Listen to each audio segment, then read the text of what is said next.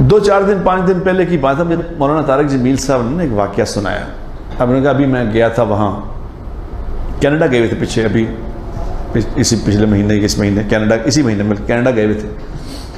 تو کینیڈا کہہ رہے میں کینیڈا جب پتہ نہیں وینکوور میں تھے یا کوئی اور شہر تھا، وینکوور ہی بتایا، کہتے وینکوور میں تھا. تو میں نے ان سے کہا لوگوں سے وہاں پہ جو ہمارے دوست تھے کہ یار یہاں سلیم رضا کی قبر ہے کہیں.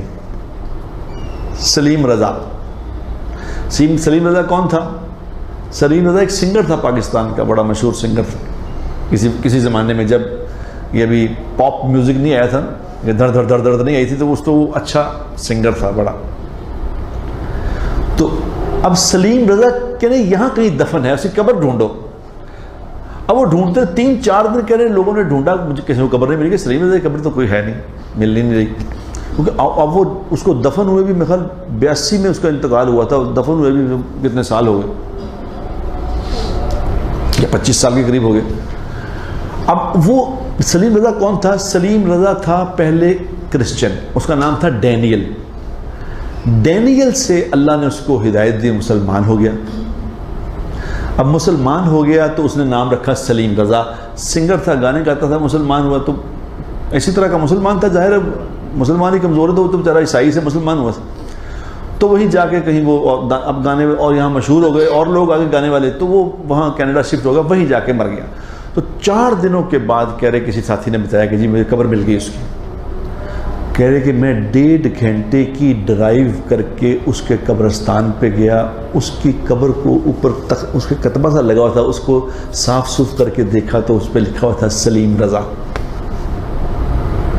اب میں نے کہا قبر پہ فاتحہ پڑھی، قبر پہ جا کے فاتحہ پڑھی. پھر میں نے اپنے طالب علموں سے اس کے لیے 70,000 دفعہ کلمے کا ورد کروایا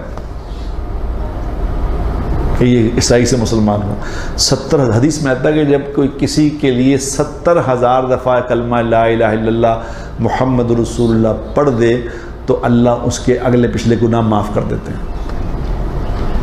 تو کہہ رہے میں نے اس کے لیے 70,000 دفعہ کلمے کا یہ ورد کروایا کہ اگر اس کی قبر میں اس کو پریشانی ہے تو اللہ اس کی معاف کر دے.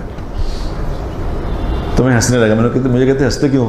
میں کہتی میں ہنس لیے اس لیے رہا ہوں کہ آپ جو اتنے اللہ نے آپ کو اتنا مقام دیا ہے نا، یہ آپ کے بیانوں سے نہیں دیا. بیان تو آپ وہی روز ایک ہی بیان کرتے ہیں. کون سا نئی بات، کوئی نئی حدیثیں لا رہے ہیں، وہی روز بیان کرتے ہیں. آپ جہاں جاتے ہیں وہی بیان کر رہے ہوتے ہیں. آپ کو اللہ نے مقام اس بات پہ دیا ہے. یہ آپ کے اخلاق ہیں کہ کہاں سلیم رضا کو ڈھونڈ کے، اس کو کہاں قبر ڈھونڈی جا کے، پھر 70 کیا تعلق ہے میرا اس بات سے؟ کوئی ماں کے لیے نہیں کراتا یہ کام. اپنی ماؤں کے لیے لوگ 70,000 کلمہ نہیں پڑھا رہے. کل مجھے کسی ماں نے شکایت کی، اس نے کہا میرا بیٹا مجھے کہتا ہے کہ میں تیرا گلا گھونپ دوں گا. میرا دل کانپ گیا، میرا دل. میں نے اس کے بیٹے کو کہا بیٹا یہ کیا کہہ دیا ماں کو تو نے، یہ کیا کہہ دیا ہے تو نے تو آسمان کا عرش بھی ہلا دیا تم نے یہ بات کر کے. تو ماؤں کو لوگ نہیں یہ پروٹوکول دیتے تو وہ کہاں ایک غیر آدمی کو نہ جان نہ زندگی میں کبھی ملے نہ کبھی کرے، صرف یہ کہ کلمے والا تھا، اس نے کلمہ پڑھ لیا تھا، اس کو کلمے کی نسبت سے جا کے یہ عمل کیا. میں نے کہا مولوی صاحب یہ ہے وہ عمل جس نے آپ کو اتنا مشہور کیا ہے، لوگوں کے دل میں محبت آپ کی ڈالی ہے، اس بات پہ ڈالی ہے، بیان بازی پہ نہیں. تو ہنسنے لگے کہنے یار تیری گل ویسے ٹھیک، تم میں سے بہترین وہ ہے جس کے اخلاق اچھے. اب جو اللہ کے نبی کی اس بات پہ یقین کر لے گا وہ کیا کرے گا؟ وہ چپ کر جائے گا.